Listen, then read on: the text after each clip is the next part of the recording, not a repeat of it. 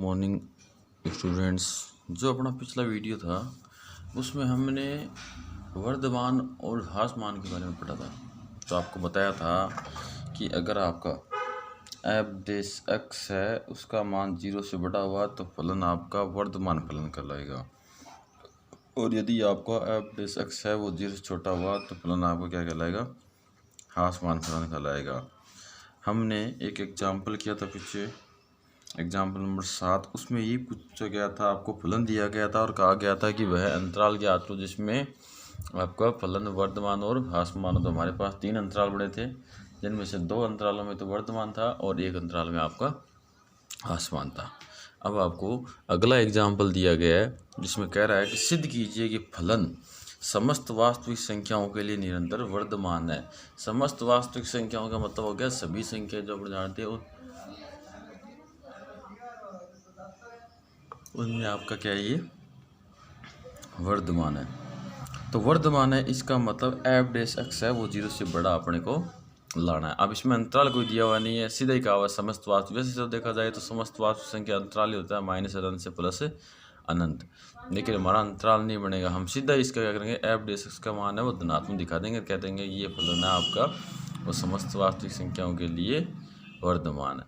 अब सीधा ही हम एफ डेस एक्स को धनात्मक कैसे दिखाएंगे, अगर एफ डेस एक्स में पद है वो स्क्वायर में आ जाए, स्क्वायर में पद आएंगे तो उसका मान हमेशा क्या आएगा, धनात्मक आएगा। कैसे करेंगे देखो, सबसे पहले अपने को जो फलन दिया उसको लिखो, तो गिवन दैट आपका एफ एक्स बराबर आपको दिया हुआ है x cube minus 3 x square plus 4x। ये लो अब करते हैं अवकलन, एक्स के सापेक्ष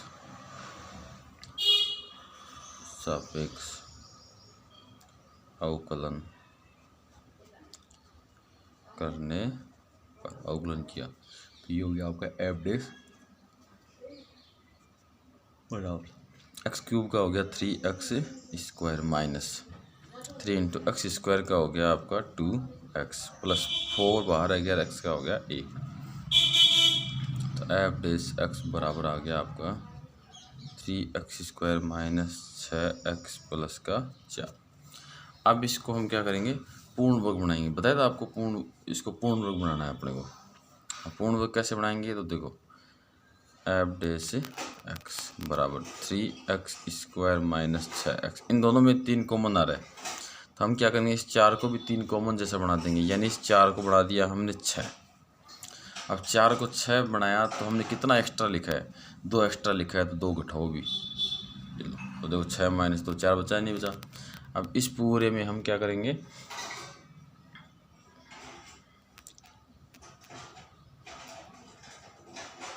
अपन इसको ऐसा ना लिखे, ऐसा भी लिख सकते हैं 3 + 1, ये सही रहेगा। तो 4 को हमने लिख दिया 3 + 1, तो एफ डेस एक्स बराबर, अब इस पूरे में हम 3 कॉमन लेंगे, 3 कॉमन लिया तो आपका आ गया x square minus 2x plus 1 और प्लस का 1 आपका अलग रह गया।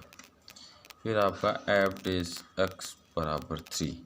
अब इसको पूर्ण रूप बनाएंगे, तो पूर्ण रूप कैसे बनाओगे, तो देखो आपके 2 फॉर्मूले होते हैं, एक तो A square plus 2ab plus B square, जिसको हम ए प्लस बी का होल स्क्वायर बोलते हैं। यानी ये लिखा हो तो हम ये लिखते हैं, हमेशा से ये लिखते आ रहे हैं, लेकिन अगर ये हो तो इससे ये भी लिखा जा सकता है। वैसे ही अगर आपका A square minus 2ab plus B square हो तो इसको ए माइनस बी का होल स्क्वायर लिखा जा सकता है। तो हम ऐसा बनाते हैं इसको, तो एक्स स्क्वायर को लिख दिया हमने एक्स का होल स्क्वायर, तो ये तो ए हो गया, फिर माइनस 2 गुणा, और ये एक्स है वो एक ही जगह है ही है, हमारा यहाँ 2x आना चाहिए तो 2x तो आ चुका, लेकिन हमारे पास b और होना चाहिए, तो इसको कितने से गुणा करेंगे, 2x ही बना रहे तो 1 से गुणा करेंगे तो 1 लो, तो ये b आ गया। फिर b का स्क्वायर, तो 1 का स्क्वायर लिखेंगे, तो 1 देखो ये रहा, इसका स्क्वायर लिख दिया, 1 को 1 का स्क्वायर लिखो, कोई फर्क नहीं पड़ेगा, ये लो।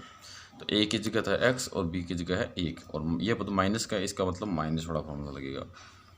एफ डेस एक्स बराबर 3, और ये हो गया आपका x माइनस a का होल स्क्वायर प्लस 1। अब देखो यहाँ स्क्वायर वाला पद है तो इसका मतलब हमेशा पद ये धनात्मक आएगा, ये पद धनात्मक आएगा, और x आपका क्या है, ये आगे वाला पद क्या है, 1 है। धनात्मक संख्या में 1 जोड़ेंगे तो मान तो धनात्मक क्या आएगा, तो हम कह देंगे इसका मान 0 से क्या है, बड़ा है। अब सीधा लिख दो अतः, अतः सिद्ध होता है, अतः सिद्ध होता है कि फलन f समस्त वास्तविक संख्याओं के लिए निरंतर वर्तमान है। ये लो, ये बन गया आपका एग्जाम्पल ख़त्म। तो इस प्रकार से हम क्या करेंगे, सिद्ध कर देंगे। अगर हमें अंतराल ज्ञात करना होता तो अब हम एफ डैश एक्स को 0 के बराबर करते, फिर एक्स के मान निकालते और उन एक्स के मानों को वास्तविक संख्या रेखा में व्यवस्थित करते, फिर वर्तमान के लिए एफ डैश एक्स 0 से बड़ा बना के अंतराल बनाते और हास मान के लिए एफ डैश एक्स का मान 0 से छोटा बना के अंतराल बनाते, जैसे कि अगले एग्जाम्पल में दिया हुआ। तो एग्जाम्पल 9 अपने को दिया हुआ है कि वह अंतराल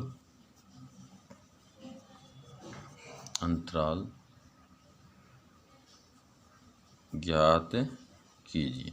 यानी इसमें हमें अंतराल ज्ञात करना है जिसमें फलन आपका वर्तमान हो या हासमान हो। ये जिसमें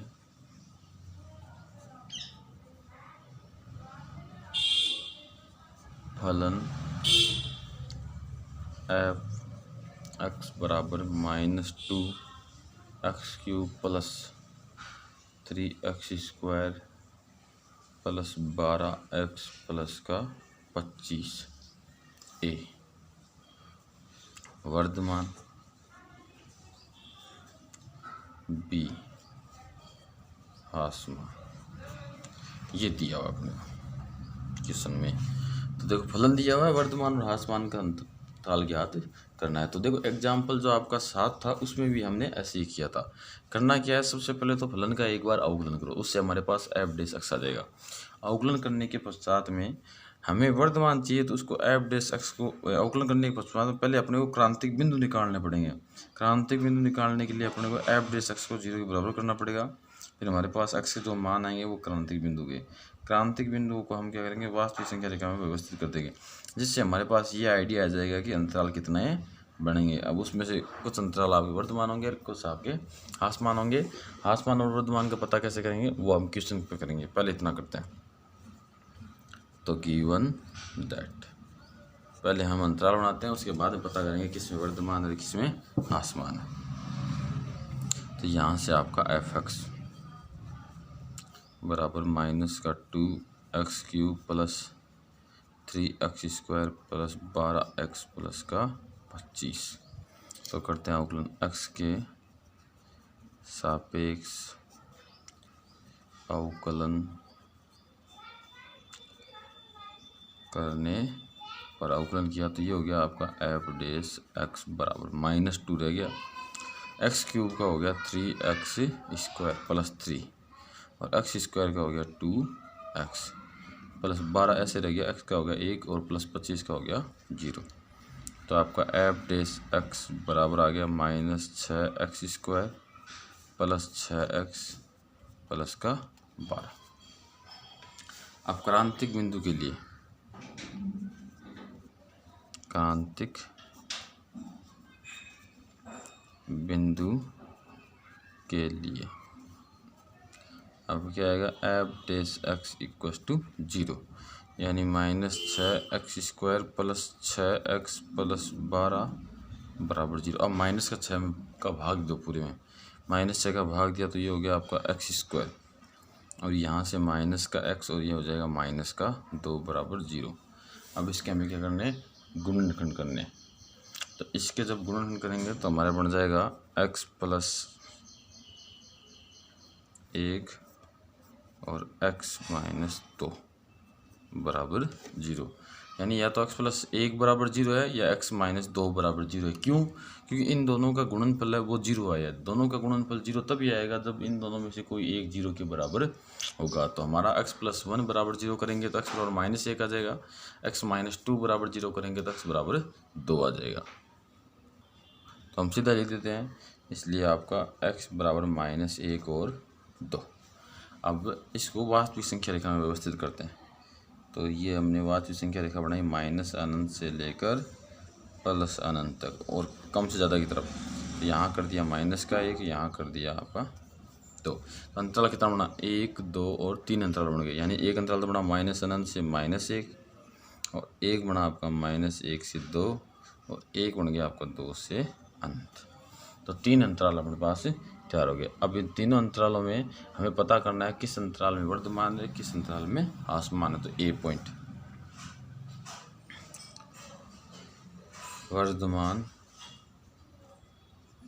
हो तब, यानी फलन वर्धमान हो तब आपका एफ डैश एक्स है वो 0 से बड़ा है। अब एफ डैश एक्स है आपका -6x² प्लस 6x प्लस 12 का मान 0 से बड़ा है। अब इसके हम क्या करेंगे, गुणनखंड करेंगे। तो गुणनखंड में पहले हम -6 कॉमन लेंगे तो आपका आएगा x² -x -2 का मान 0 से बड़ा, फिर -6 और ये आ गया x प्लस 1 और x -2 का मान 0 से बड़ा। -6 की तो कोई दिक्कत नहीं है। यहाँ हमें इससे पता करना है कि भाई वर्धमान कब होगा। तो देखो आपका इस x है, इसका मान धनात्मक होना चाहिए, इसका मान धनात्मक होना चाहिए, तब ये धनात्मक आएगा। या ये भी ऋणात्मक हो, ये भी ऋणात्मक हो, तब क्या होगा आपका, ये देखो ये ऋणात्मक और ये ऋणात्मक हो, तब क्या होगा अपना, ये ऋणात्मक और ये ऋणात्मक हुआ तो दोनों का गुणा तो धनात्मक हो गया। लेकिन यहाँ जब गुणा होगा तो ये वापस क्या हो जाएगा, ऋणात्मक हो जाएगा। तो हम एक काम करते हैं, इससे पहले इसको दूर करते हैं ताकि ये अपने सवाल में अड़चन पैदा ना करे। तो इस -6 को हम इधर भेज देंगे तो वो 0 से हट जाएगा 1 और ये हो गया x -2 > 0। अब पता करेंगे अपने, तो हमें चाहिए पॉजिटिव, तो ये भी पॉजिटिव, ये भी पॉजिटिव, तो दोनों का गुणा पॉजिटिव आ जाएगा आंसर। लेकिन अगर आपका, हम ये भी तो कह सकते हैं ये भी नेगेटिव और ये भी नेगेटिव, तब भी आपका ये क्या आ जाएगा, पॉजिटिव आ जाएगा। तो पता कैसे करेंगे, तो पहले हम क्या करते हैं, पॉजिटिव बनाते हैं। तो इस x का मान कितना लिखे कि इसका मान धनात्मक आए, तो इस x का मान, इस x का मान आपका -1 से क्या होना चाहिए, बड़ा होना चाहिए। -1 से जब इसका मान बड़ा होगा तब इसका मान धनात्मक आएगा। और यहाँ से देखो, यहाँ अगर हम -1 रख देंगे,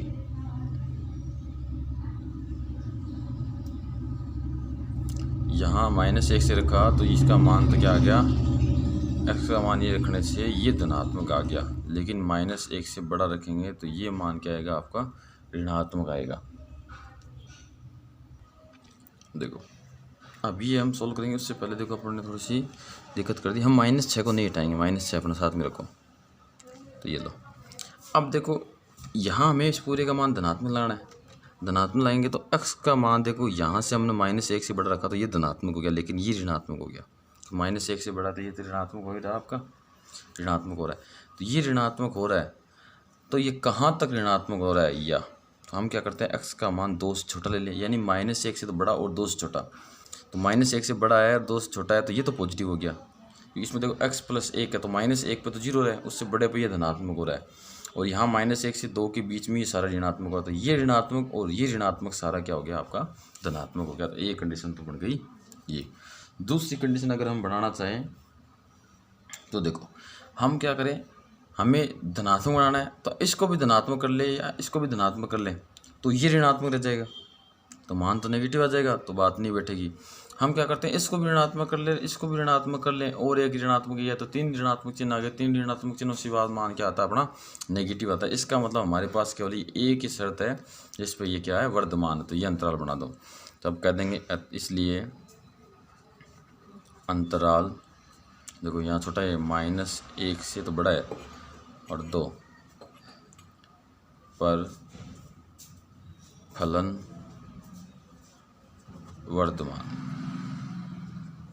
ये लो, ये अंतराल तैयार हो गया। फिर बी, ह्रासमान के लिए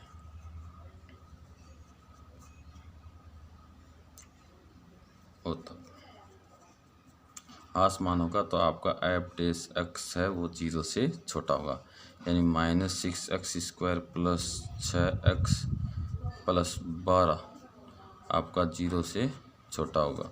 यहाँ अंतराल बना लेंगे तो -6x प्लस 1 और x माइनस 2, ये 0 से छोटा।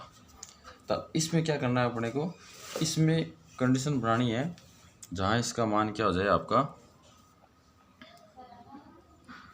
ऋणात्मक है, यानी 0 छोटा है मतलब ऋणात्मक है। तो ऋणात्मक में देखो वही दो इसको छोड़ के बाकी दोनों कंडीशन, यानी हम क्या करेंगे, पहला x का मान है वो -1 से छोटा ले लेंगे। तो -1 से छोटा लेंगे तो ये ऋणात्मक हो गया आपका, ये ऋणात्मक हो गया, ये ऋणात्मक हो गया, ये ऋणात्मक है ही आपका। तो सारा मान क्या गया, नेगेटिव आ गया। या दूसरा हम क्या करें, x का मान है वो 2 से बड़ा ले लें। देखो 2 से बड़ा लेंगे तो ये धनात्मक और ये अकेला ऋणात्मक, तो सारा मान क्या आ गया, ऋणात्मक आ गया। तो अब कहेंगे इसलिए अंतराल, अब अंतराल देखो मान है आपका -1 से छोटा। अब -1 से कितना छोटा है, तो इसका मतलब इसका अंतराल अलग बनेगा और इसका अंतराल अलग बनेगा। तो -1 से छोटा यानी -अनंत से लेके -1, फिर यूनियन 2 से बड़ा तो 2 से लेके प्लस अनंत में फलन आसमान है। ये हो गया आपका आंसर। धीरे धीरे इन सवालों के ऐसे चलते जाओगे, प्रैक्टिस करते जाओगे तो आपको आसानी से ये क्वेश्चन आने लग जाएंगे। अपना ये तरीका अपने को पता तो चल ही गया कि अंतराल 3 है, वही इन अंतरालों में 3 में आपका वर्धमान और 3 में आसमान है। तो एक वीडियो आपका आगे फ्यूचर में ऐसा बनाएंगे जिसमें आपको सीधा ट्रिक बता देंगे। तो इतनी सारी प्रोसेस तो केवल ये लिखने के लिए हो गई, हम यहीं से इन तीनों अंतरालों से सीधा पता कर लेंगे भाई कौन से अंतराल में वर्धमान है, कौन से अंतराल में आसमान है। अब आपका अगला एग्जाम्पल है एग्जाम्पल 10 से, जो दिया गया अपने को और इम्पोर्टेंट हो रही है, वह है अंतराल ज्ञात कीजिए जिसमें फलन f(x) बराबर sin x minus cos x वर्धमान या आसमान हो, जबकि x बिलोंग्स टू 0 से पाई। हमें ये सवाल दे दिया गया कि इस फलन में आपको वर्धमान और आसमान का अंतराल ज्ञात करना है। लेकिन देखो इसमें ये भी फिक्स कर दिया कि x का मान है वो 0 से पाई के बीच में लेना है। पीछे वाले सवाल में हमने क्या किया था, -अनंत से प्लस अनंत के बीच में लिया था। अब हम 0 से पाई के बीच में लेंगे, बाकी कोई डिफरेंस नहीं, सीधा क्वेश्चन हो जाएगा। तो आंसर देखो, सबसे पहले अपने को जो दिया वो लिखते हैं गिवन दैट f(x) बराबर आपको दिया हुआ है sin x minus cos x। अब करते हैं अवकलन, तो x के सापेक्ष अवकलन करने पर हम ऐसा क्यों करें, क्योंकि पहले हम अवकलन करेंगे, क्रांतिक बिंदु निकालेंगे, उसके बाद में उसको व्यवस्थित करेंगे, फिर अपने अंतराल ज्ञात होगा और उनमें बता देंगे वर्धमान है और आसमान है। तो अवकलन करेंगे तो आपका आ गया f(x) बराबर sin x का हो गया cos x minus cos x का होता है माइनस sin x, तो वो माइनस और ये माइनस हो गया प्लस, और ये हो गया आपका sin x। अब आपका क्रांतिक बिंदु के लिए हम क्रांतिक बिंदु क्यों निकालते हैं, क्योंकि क्रांतिक बिंदु से हमें आइडिया मिल जाता है कि आपके जो फलन है वो किन किन बिंदुओं पर टूट रहे हैं। तो क्रांतिक बिंदु के लिए आपका f(x) है वो 0 के बराबर हो जाएगा। तो f(x) को 0 के बराबर करते ही आपका ये आ गया cos x plus sin x बराबर 0। तो हम क्या करते हैं, cos x को उधर भेज देंगे, ये हो गया आपका sin x बराबर माइनस का cos x, क्योंकि cos x इधर प्लस का है तो उधर जाते जाएगा आपका माइनस का हो जाएगा।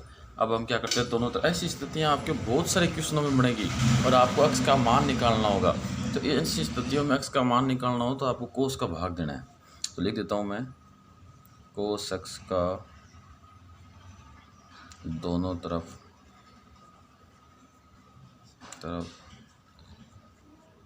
भाग देने पर भाग देंगे तो ये हो गया आपका साइन एक्स बट्टा कोस एक्स हो गया टेन एक्स, और ये हो जाएगा माइनस का 1। अब इसका मान निकालेंगे तो टेन एक्स बराबर 1, माइनस को छोड़ दो, 1 होता है 10 45 का मान, तो 10 पाई/4 हो गया। अब माइनस आपका अंदर जा सकता है तो 10 से 10 कट जाएगा, एक्स बराबर -पाई/4 आ जाएगा। लेकिन सवाल में दिया हुआ x बिलोंग्स टू 0 से पाई, तो मतलब माइनस वाला मान नहीं ले सकते।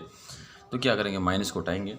तो दो तरीके हैं, एक तो माइनस को अंदर ले जाओ, अगर अंदर वाला मान शामिल नहीं हो तो इसको पाई में से घटा दो। दूसरे चतुर्थांश में आपका क्या होता है, 10 नेगेटिव होता है, इसलिए हम पाई में से घटा देंगे तो ये जाएगा आपका 10 पाई माइनस पाई/4, यानी यहाँ से माइनस हटा और यहाँ पाई में से अंदर वाला कोण घट गया।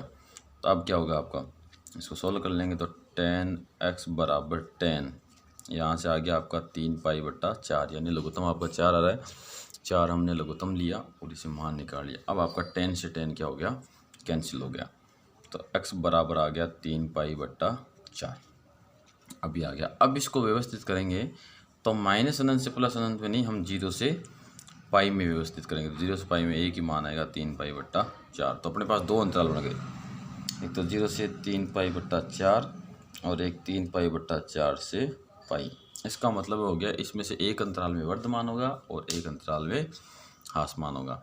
अब किस में वर्धमान होगा और किस में ह्रासमान होगा तो वो पता करते हैं। तो पहला वर्धमान हो तब, वर्धमान हो तब आपका क्या होता है, एफ डेस एक्स है वो 0 से बड़ा होता है। एफ डेस एक्स क्या होता है आपका, 0 से बड़ा होता है।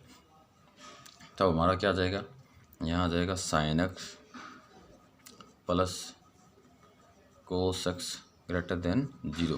तो इसके हमें गुणनखंड करने पड़ेंगे। अब गुणनखंड कैसे करेंगे, गुणनखंड करने का तरीका है, गुणनखंड का तरीका कैसे है कि हम क्या करेंगे, इसको बदलेंगे, इसको इन दोनों को बदल देंगे, इन दोनों या तो कोस कोस बना लो या साइन साइन बना लो ताकि इसमें फॉर्मूला लगाया जा सके। तो हम क्या करते हैं, इनको दोनों को साइन